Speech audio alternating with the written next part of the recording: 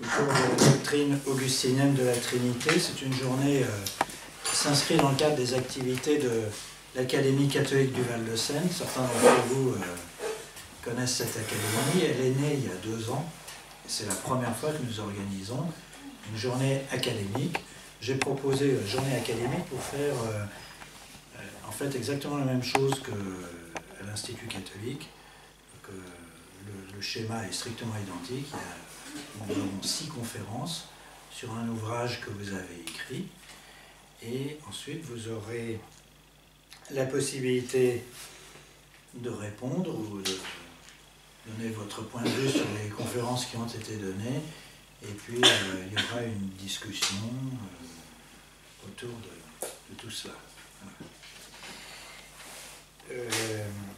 Nous sommes très honorés de votre présence parce que vous êtes une grande figure de la théologie. Je voulais rappeler donc, que vous êtes professeur honoraire à l'Institut catholique ainsi qu'au Centre Sèvres. Et vous avez une grande œuvre à votre actif. Je crois que vous avez commencé par étudier saint Thomas, avec un très grand livre qui a pour titre « Le chemin de la théologie chez saint Thomas ».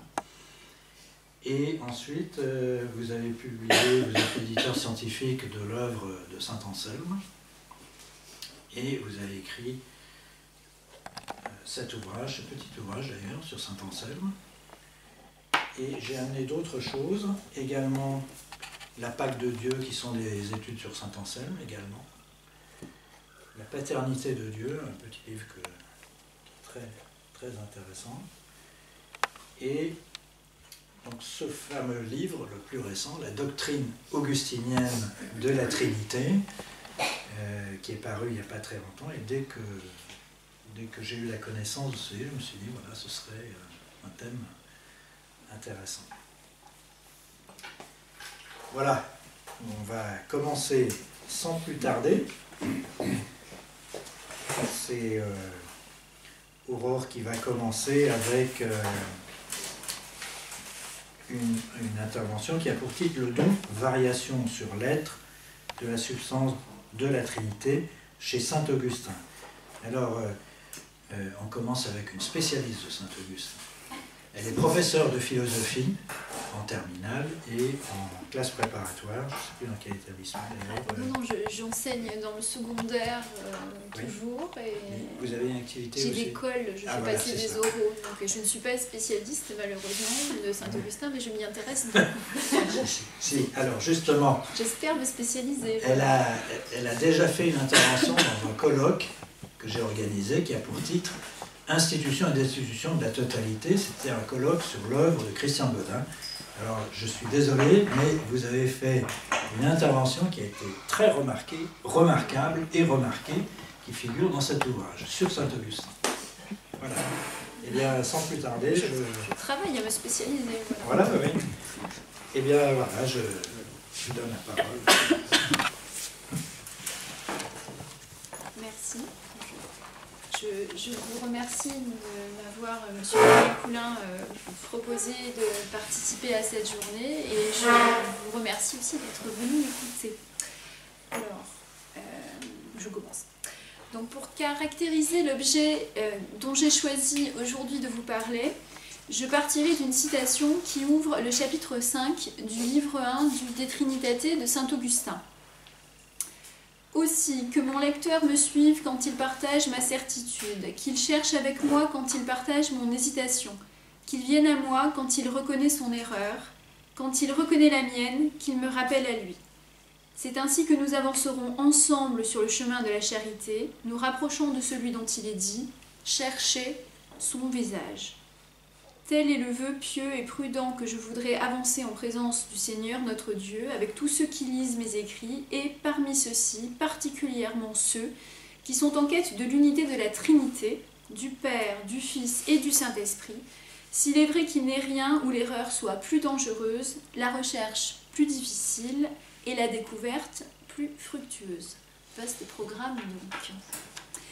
Alors, saint Augustin définit dès les premières pages de son ouvrage la Trinité comme unité. Et quelques lignes plus haut, au chapitre 4, il écrit, je cite, La Trinité est Dieu, un, unique et vrai. Je coupe un petit passage. Il est juste de dire, de croire, de saisir intellectuellement le Père, le Fils et l'Esprit Saint comme une et même substance ou essence. Alors, je vais m'intéresser dans le texte de saint Augustin à Dieu comme substance ou essence à partir de la relation qu'entretiennent entre elles les trois personnes de la Trinité, afin de montrer que cette relation peut être pensée à travers le prisme du don.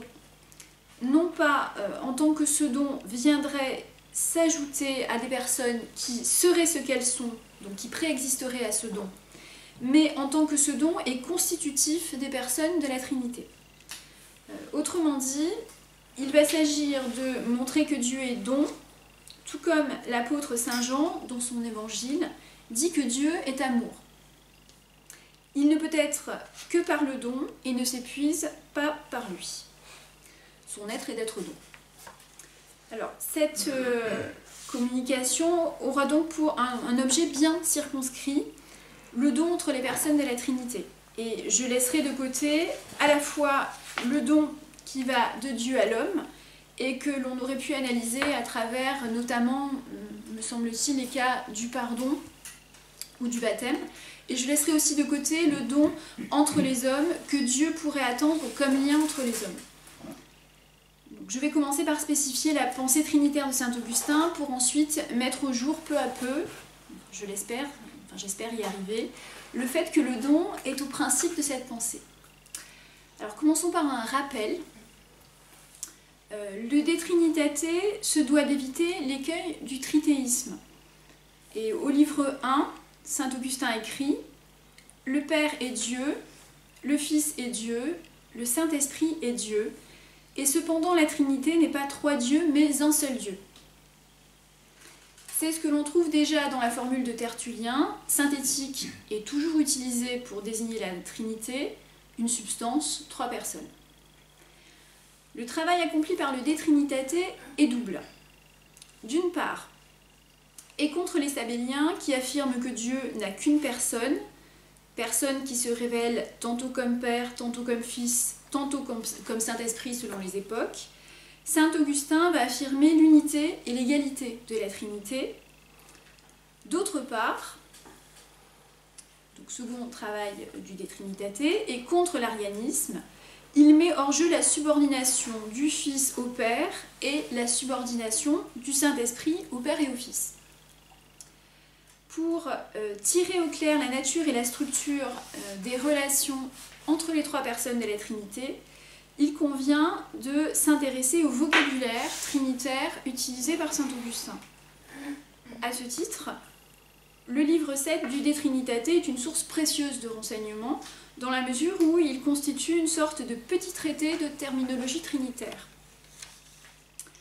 Alors, premièrement, saint Augustin prend en considération à plusieurs reprises le terme de substance, substantia.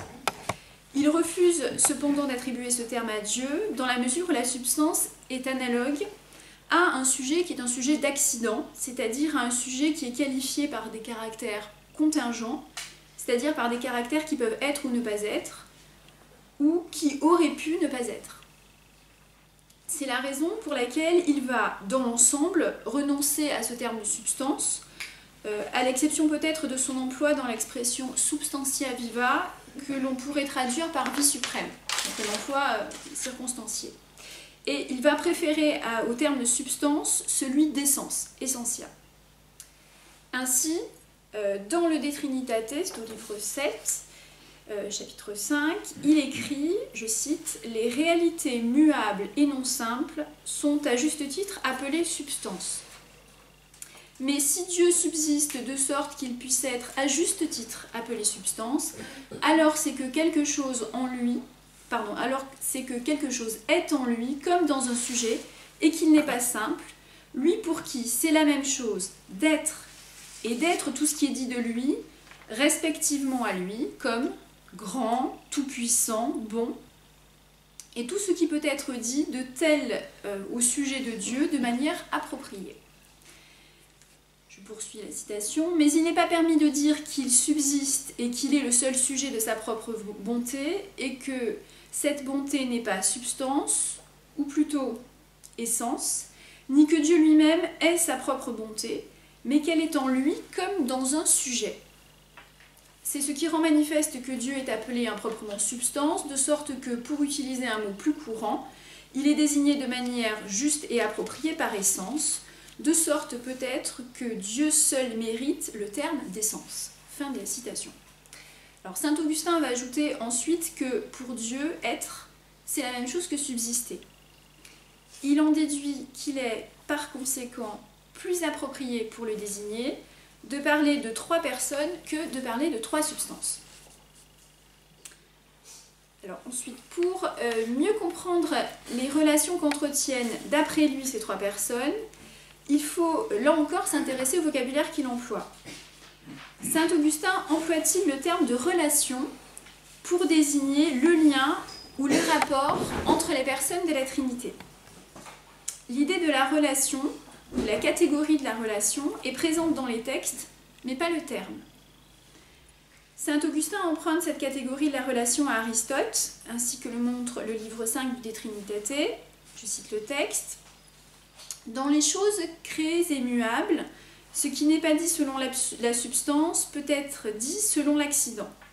En elle, tout ce qui peut être perdu ou diminué est accident, comme les dimensions et les qualités, et tout ce qui est dit relativement à quelque chose d'autre, comme les amitiés, les parentés, les subordinations, les ressemblances, les égalités, et tout ce qui est de cette sorte, comme les positions, les possessions, les lieux, les temps, les actions et les passions. » Fin de la citation. Nous pouvons reconnaître ici une restitution de la liste des catégories données par Aristote au livre 4 donc, de son ouvrage éponyme. Donc, lorsque saint Augustin parle de la Trinité, c'est le terme de relatif et non de relation qu'il utilise et qu'il choisit d'employer. Ce faisant, il s'agit pour lui de souligner l'interdépendance des 3 personnes. Le chapitre 14 du livre 5 du De Trinitate s'ouvre sur la remarque suivante, je cite, « Donc le Père a un nom relatif, relativus, c'est aussi dans un sens relatif, relative en latin, qu'on l'appelle principe ou peut-être d'un autre nom. Seulement on l'appelle Père par rapport au Fils et principe par rapport à tout ce qui vient de lui. Pareillement, le Fils a un nom relatif et ce sont aussi des noms relatifs que verbe et image. Ainsi, pour chacune des 3 personnes de la Trinité, être, c'est être relative aux 2 autres. À plusieurs reprises, pour désigner les personnes divines, saint Augustin parle même de sujet relatif. C'est le cas au chapitre 11 du livre 7 du De Trinitate, puis ensuite au chapitre 1 du livre 8, et je vais me reporter successivement à chacun de ces 2 textes. Alors, le chapitre 11 du livre 7 met en concurrence les mots substance et personne pour parler de la Trinité. Saint Augustin rappelle que nous avons le choix en grec entre les expressions 3 substances, treis hypostaseis, et 3 personnes, tria prosopa. Il ajoute que si les Grecs ont préféré la première expression, c'est parce que cela était plus conforme à l'usage habituel de la langue, mais qu'ils auraient pu, peut-on dire s'ils avaient voulu, dire 3 personnes pour aller vite conformément à ce qui sera l'usage augustinien. Il est donc peut-être plus approprié de désigner donc la Trinité par 3 personnes que 3 substances, et il donne la raison de ce choix quelques lignes plus loin. Je cite. Vous me dites si je vais trop vite ou ça va. Vous avez le droit de vous plaindre si vous m'entendez mal. Pour Dieu, ce n'est pas autre chose d'être et d'être une personne, c'est tout à fait la même chose. Car si être est utilisé relativement à soi-même, personne est utilisé selon la relation. Disons donc que le Père, le Fils et le Saint-Esprit sont 3 personnes, comme on parle de 3 amis, de 3 proches ou 3 voisins, en ce que chacun est relatif l'un à l'autre et non en ce que chacun est respectif à soi-même. Fin de la citation. Alors, reprenons un peu ce passage. En effet, l'ami n'est ce qu'il est, c'est-à-dire ami, que relativement à un autre ami. Autrement dit, sans cet autre ami qui fait de lui ce qu'il est, un ami, il ne serait pas ce qu'il est. Mais il faut aussi comprendre qu'il n'y a aucun sens à dire que l'ami qui a un ami est plus ami que celui qui n'en a pas. Il est simplement dans et par cette relation pleinement ce qu'il est.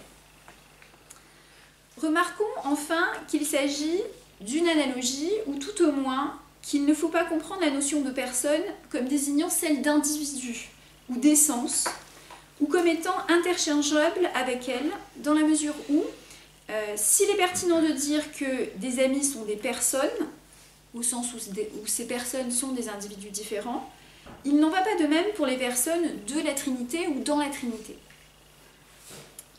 En effet, des individus restent des personnes, c'est-à-dire des individus ou des essences, au sens plein du terme, sans les relations qui les unissent, alors que les personnes de la Trinité ne sont pas séparables et que leur être est à même cette relation.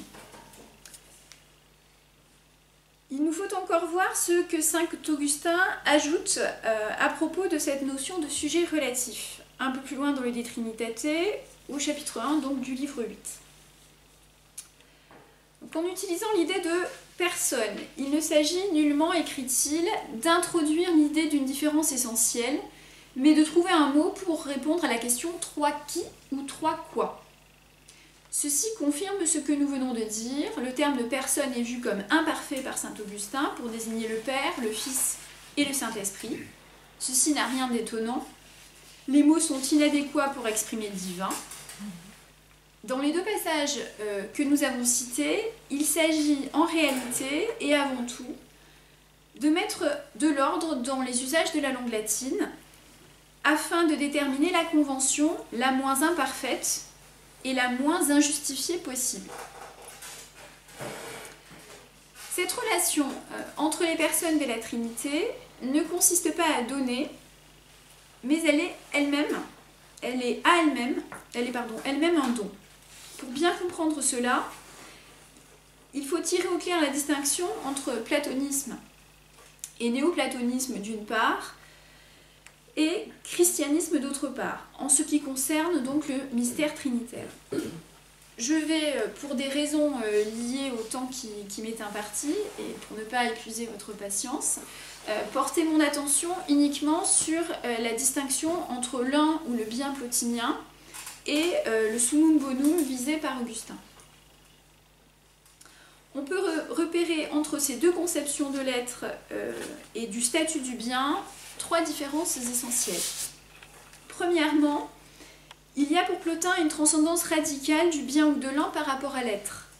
En effet, Plotin répète souvent la formule platonicienne qui définit le bien ou l'un comme étant au-delà de l'essence. Citons le passage de République 6, c'est en 509b, donc je cite, « Pour les connaissables aussi, ce n'est pas seulement, disons-le, d'être connu qu'ils doivent tous au bien, mais de lui ils reçoivent en outre et l'existence et l'essence, quoique le bien ne soit pas essence, mais qu'il soit encore au-delà de l'essence, surpassant celle-ci en dignité et en pouvoir ». Fin de la citation du texte de la République. Alors comprenons ici que les réalités vraies dont il est question sont les intelligibles, et que le bien est au-dessus des intelligibles et séparé d'eux. Dans la seconde de ces Énéades, au chapitre 9, Plotin écrit, je cite, « L'un n'est pas une certaine chose dont on dit ensuite un, pas plus que le bien n'est une chose dont on dit ensuite qu'elle est le bien. Qu'on dise un ou le bien, il faut penser à une même nature. » Le bien et l'un sont donc pour Plotin une seule et même chose. Il spécifie ensuite la relation entre l'un ou le bien, d'une part, et l'être d'autre part, ça c'est dans la 5e Énéade, je cite, « Aussi il faut admettre qu'au-delà de l'être et l'un, je coupe un passage, à la suite il y a l'être et le nous, ou l'intellect, Et troisième, la nature de l'âme. Comme ces trois sont dans la nature, il faut penser qu'ils sont aussi en nous. Donc on ne retrouve nullement une telle transcendance de l'un ou du bien par rapport à l'être, enfin du bien par rapport à l'être chez saint Augustin, pour qui l'être et le bien, c'est-à-dire Dieu, s'identifient. Alors de cette première différence découle une seconde différence qui nous intéresse tout particulièrement, parce qu'il se situe dans une transcendance absolue par rapport à l'être, le bien plotinien, bien que présent dans toute chose à la manière de l'un, n'a aucune relation avec, je cite, tout ce qui vient après lui, c'est-à-dire avec tout ce qui émane de lui. C'est ce que Plotin écrit en toutes lettres dans la 5e Énéade, c'est dans le chapitre 4. Voilà le texte. Il doit y avoir quelque chose d'antérieur à toute chose qui soit simple, et ceci doit être différent de tout ce qui vient après lui, étant par lui-même, non mélangé avec ceux qui viennent de lui, et pourtant étant capable d'être présent dans les autres d'une manière différente, étant véritablement un, et non autre chose qui est aussi un. Il s'ensuit qu'on ne peut, dans l'économie de la pensée de Plotin, s'adresser à l'un comme saint Augustin s'adresse à Dieu, par exemple dans les confessions. Nous pouvons citer par exemple ce passage du livre 9, donc des Confessions, qui constitue une méditation du psaume 4. « Quel cri, mon Dieu, j'ai poussé vers toi en lisant les psaumes de David, chant de foi, accent de piété, je coupe un passage, quel cri j'ai poussé vers toi dans ces psaumes, et comme je prenais feu pour toi à leur contact. Et je brûlais de les déclamer, si j'avais pu, à toute la terre. Et d'ailleurs on les chante par toute la terre, il n'est personne qui se soustrait à ta chaleur. » Le bien ou le Dieu d'Augustin contient en lui-même une forme d'altérité, un rapport à l'autre, ou tout au moins la possibilité d'un rapport à l'autre, puisque, comme le dit le psaume, personne ne peut se soustraire à la chaleur de Dieu, puisqu'il nous réchauffe en quelque sorte. Donc je disais que le Dieu d'Augustin contient une forme d'altérité qui ne l'empêche pas d'être ce qu'il est. Plus encore, son être est d'être relié à sa créature. Et les psaumes ne sont pas autre chose qu'un dialogue avec Dieu. Au contraire, chez Plotin, l'altérité n'est pas comprise dans l'un. Elle est niée, car sans cela, l'un ne serait plus un. Je cite la 6e Énéade, livre 9, chapitre 8. Plotin écrit « N'ayant point en lui de différence, l'un est toujours présent, et nous lui sommes présents dès que nous n'avons plus en nous de différence. Lui, il n'aspire pas à nous, donc ça c'est le point qui m'intéresse, lui, il n'aspire pas à nous, ne se meut pas autour de nous, c'est nous au contraire qui aspirons à lui. » Il faut comprendre que nous essayons donc de le penser, de le connaître, mais il n'existe pas dans la relation avec nous. Il existe indépendamment de cette relation et ne peut exister qu'ainsi. Cette seconde différence en implique une troisième. L'un plotinien donne, mais il se tient en quelque sorte à l'écart ou en retrait de ce don. Nous pourrions dire, en reprenant donc le titre éponyme de l'article de Jean-Louis Chrétien, que, je cite, « le bien donne ce qu'il n'a pas ». C'est-à-dire qu'il donne ce qui est radicalement autre que lui. En effet, dans la 5e Énéade, Plotin, à propos de tout ce qui vient après l'un bien, à propos donc de toutes les réalités qui émanent de lui, fait les remarques suivantes. Je cite. « Mais comment les donne-t-il? C'est ou bien qu'il les a, ou bien parce qu'il ne les a pas.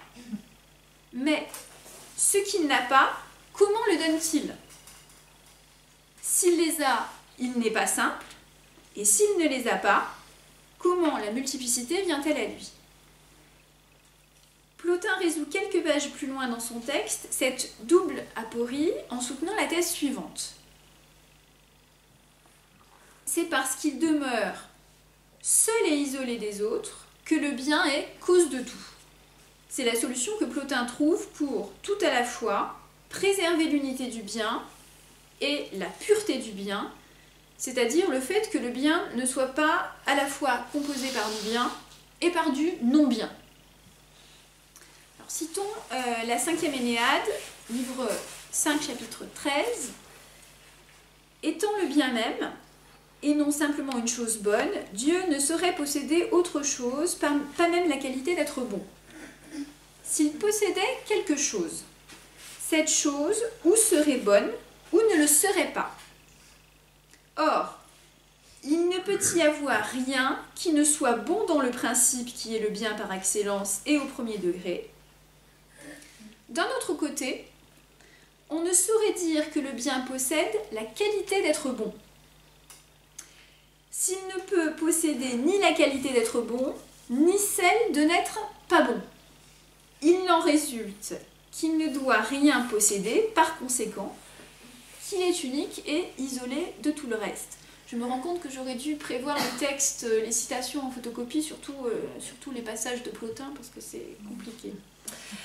Alors, vous aurez peut-être une version écrite après, je ne sais pas. Alors, et Plotin, de poursuivre donc un peu plus loin dans le même chapitre. De même, n'attribuons à Dieu aucune des choses qui sont au-dessous de lui et après lui. Reconnaissons qu'il en est la cause éminente, sans être aucune d'elles. La nature du bien ne consiste point à être toute chose en général, ni l'une d'elles en particulier. En effet, dans ce cas, le bien ne ferait qu'un avec tous les êtres. Par conséquent, il n'en différerait que par son caractère propre, c'est-à-dire par une différence et par l'addition de quelques qualités. Au lieu d'être un, il serait deux choses, dont l'une, à savoir ce qu'il aurait de commun avec les autres êtres, ne serait pas le bien, tandis que l'autre serait le bien. Dans cette hypothèse, il serait mélangé de bien et de non-bien, il ne serait plus le bien pur et premier. Alors, revenons à ce retrait. Donc, ce retrait, loin de son don, cette différence radicale d'avec son don, ne saurait en aucun cas s'appliquer au bien chez Augustin, puisque ce bien vient se donner par l'incarnation du Verbe.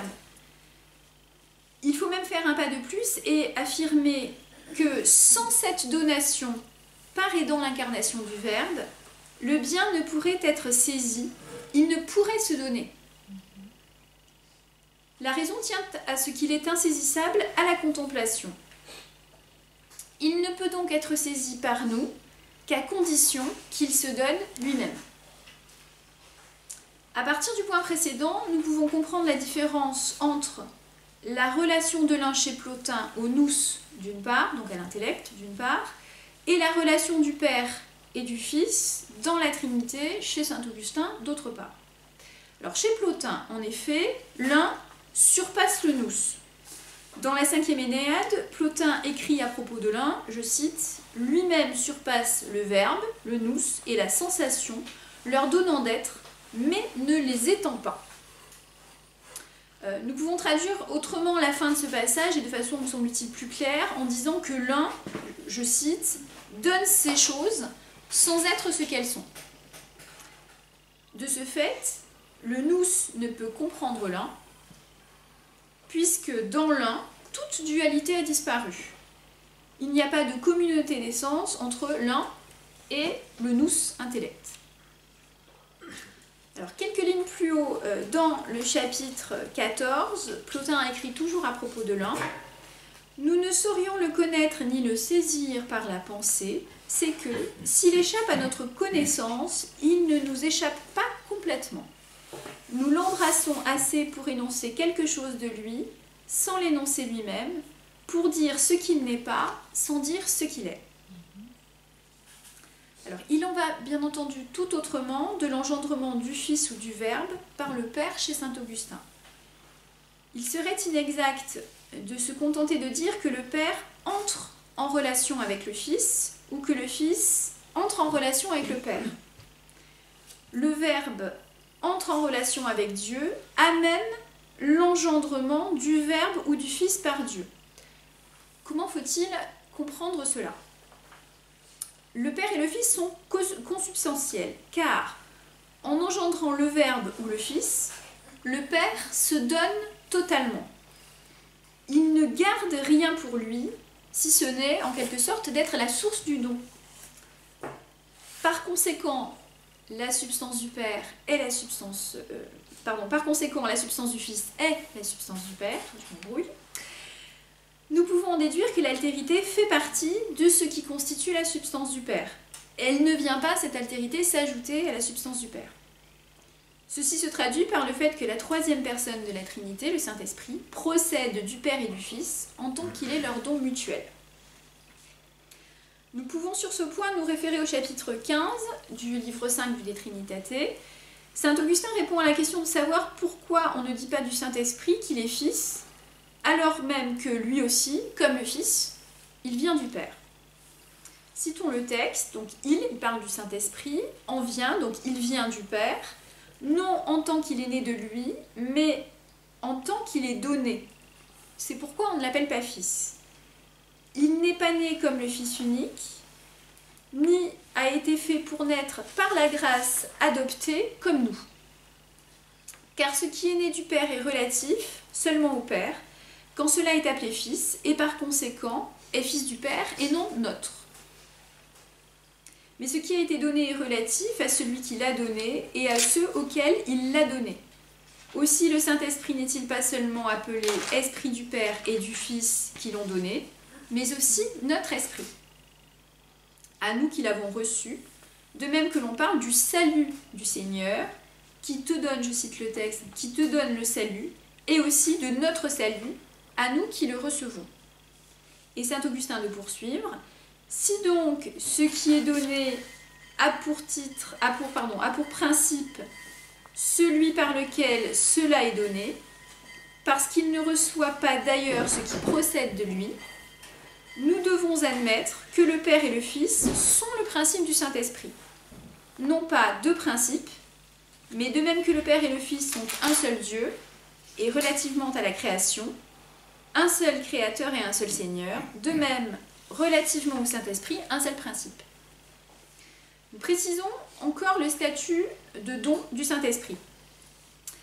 C'est notamment à ce point qu'est consacrée la fin du livre 5 du De Trinitate. Le chapitre 16 pose la question de savoir si le Saint-Esprit est avant que d'être donné. Autrement dit, acquiert-il son être en même temps que ce qu'on pourrait appeler son être don? En effet, il semble que s'il est avant d'être donné, alors il n'y a plus d'unité dans la Trinité, mais s'il n'est pas avant d'être donné, alors il est subordonné au Père. Saint Augustin sort de cette double aporie en distinguant dans la première phrase du chapitre 16 le fait d'être un don, qu'il appelle donum, et le fait d'être donné, le texte latin dit donatum, c'est-à-dire littéralement ce qui a été donné. La conclusion du livre 5, c'est-à-dire le chapitre 17, part de cette distinction pour expliquer qu'il n'y a rien d'étonnant à ce que le Saint-Esprit, qui est coéternel au Père et au Fils, je cite, se voit appliquer des expressions empruntées au temps, telles celles de donner. En effet, l'Esprit est éternellement don, mais temporellement donné. Ça, c'est le point essentiel. Ainsi, il faut comprendre que l'Esprit est toujours déjà un don, donc sa nature est d'être un don. Il est donc bien éternellement don. Pour autant, il y a une différence entre être un don et être donné. Et le fait d'être donné ne peut se produire que dans le temps. Ceci nous permet encore de souligner que la consistance de l'être de Dieu pour saint Augustin n'a rien à voir avec l'être du bien tel que le conçoit Plotin. Pour saint Augustin, en effet, la consistance de l'acte d'être est dans le don. Elle réside dans le don, elle est d'être don. Chez Plotin, au contraire, la consistance de l'être réside dans la conservation de l'être et dans sa rupture radicale avec ce qui émane de lui. Une nouvelle difficulté se pose alors. Comment donc arriverons-nous à maintenir que rien ne peut être dit de Dieu selon l'accident? Comment pourrons-nous maintenir que ces appellations selon la relation ne sont pas des accidents, s'il est vrai qu'aucun ne se produit temporellement en Dieu, parce que Dieu n'est pas muable? Prenons un exemple. Le psaume 90 dit « Seigneur, tu es devenu notre refuge ». Alors, une lecture rapide ou inadéquate de ce passage du psaume pourrait nous faire penser que quelque chose s'est produit en Dieu dans le temps, qu'un changement a affecté Dieu dans le temps. En réalité, cela ne signifie pas qu'il se produit à un moment donné quelque chose dans la nature de Dieu, quelque chose qui n'était pas avant, et qui fait que nous trouvons refuge en lui à un moment donné. Ce qu'il faut comprendre, c'est que, je cite Saint Augustin, donc Saint Augustin écrit « C'est en nous que le changement se produit, car nous étions plus mauvais avant de trouver refuge en lui, et nous devenons meilleurs en trouvant refuge en lui. Mais en lui, aucun changement. » C'est donc bien notre substance qui commence à être changée dans le sens du meilleur lorsque nous devenons ses fils, et à ce même moment, il commence à être notre Père sans pour autant que sa substance ne change. Il faut donc en déduire que, quelle que soit la qualification que l'on puisse donner à Dieu dans le temps, et qui ne lui était pas donnée avant, celle-ci est relative non en fonction d'un accident de Dieu qui lui serait arrivé à lui, mais en fonction d'un accident arrivé à celui relativement auquel Dieu a commencé à recevoir une qualification relative. Il est notre Père. Tout à fait. Merci. Ainsi, lorsqu'on dit de Dieu qu'il est en colère contre les méchants et doux envers les bons, ce n'est pas Dieu qui change, mais ce sont les hommes. Saint Augustin fait une analogie entre Dieu et la lumière. Si la même lumière est agressive pour les yeux faibles ou fragiles et agréable pour les yeux sains ou en pleine santé, ce n'est pas la lumière qui change, mais ce sont les yeux. Il faut donc comprendre que Dieu ne cesse pas d'être ce qu'il est, alors même qu'il donne quelque chose. Mais revenons de façon plus précise à la notion de don et aux relations entre les personnes de la Trinité. Saint Augustin reprend un terme utilisé avant lui par les pères de l'Église pour désigner le Saint-Esprit. Il s'agit du terme donum, don. Et c'est à la faveur de l'utilisation donc de cette terminologie du don et de la donation que Saint Augustin va pouvoir développer et analyser les relations entre les personnes de la Trinité. Alors sur ce point, nous pouvons nous référer au livre 5, chapitre 12 donc, du De Trinitate. Quant à Saint-Esprit, dont il est écrit « Puisque Dieu est esprit, on peut l'appliquer à l'unité trinitaire tout entière, parce que le Père est esprit et le Fils est esprit, et que le Père est saint et le Fils est saint. Ainsi, puisque le Père, le Fils et le Saint-Esprit sont un seul Dieu, et que Dieu bien sûr est saint, et que Dieu est esprit, la Trinité peut être dite à la fois esprit et saint. Cependant, le Saint-Esprit, dont nous comprenons qu'il n'est pas la Trinité, mais dans la Trinité, pour autant qu'il est appelé Saint-Esprit au sens propre, est appelé selon la relation, lorsqu'il est référé à la fois au Père et au Fils, puisque le Saint-Esprit est l'Esprit du Père et celui du Fils. Mais la relation n'apparaît pas dans son nom propre, c'est-à-dire que pour saint Augustin, elle n'apparaît pas sous le nom de Saint-Esprit, elle apparaît en revanche dans l'expression don de Dieu. Dans le même passage, saint Augustin qualifie la communion du Père et du Fils d'ineffable communion. Et la suite du texte désigne les personnes de la communion en ces termes.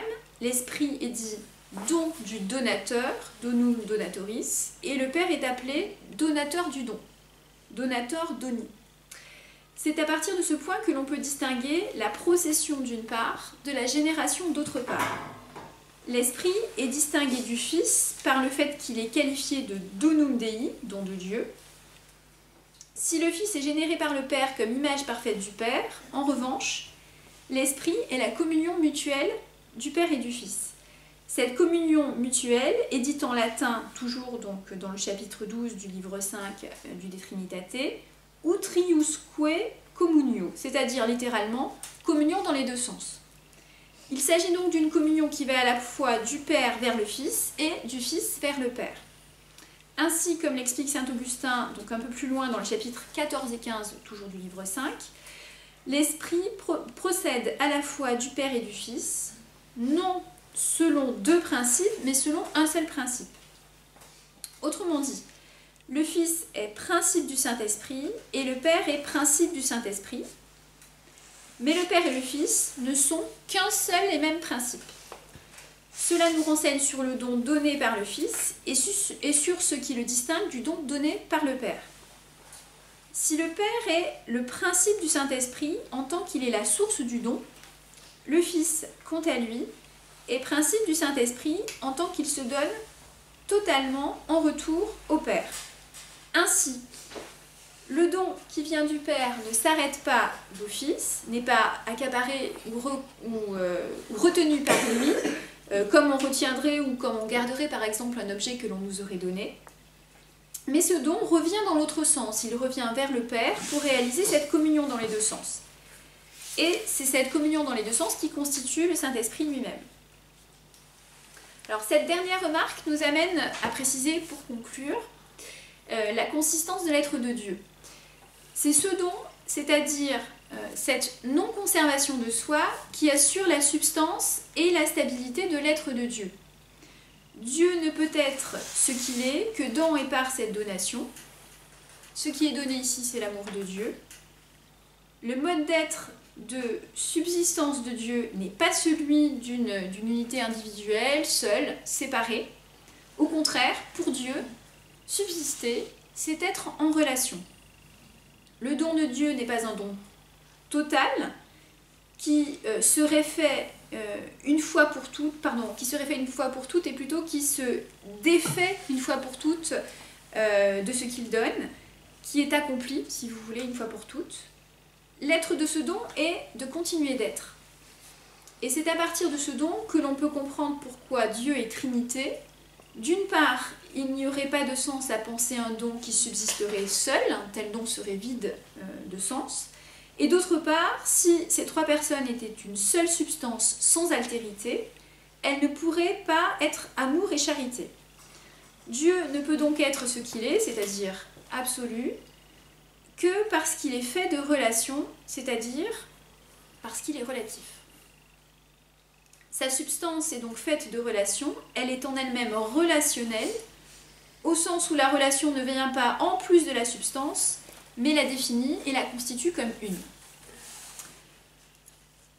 Donc l'aspect le plus remarquable, me semble-t-il, de la théologie trinitaire de saint Augustin réside dans le fait qu'elle définit les trois personnes de la Trinité comme coéternelles, en proposant de concevoir une génération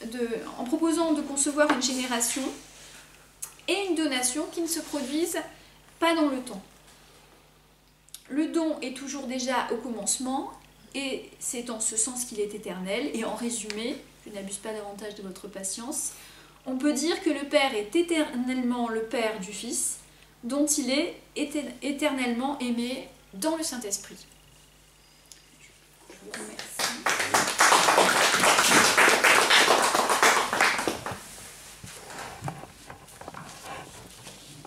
Merci pour cette intervention remarquable, parce que nous faire naviguer dans les concepts de Plotin, c'est toujours... J'ai même souvent entendu des profs de la Sorbonne, des spécialistes de Plotin disent que c'est très difficile. J'ai souffert pour préparer ce travail. Nous avons... Non, nous n'avons pas du tout. Rien, c'est possible. Donc en fait,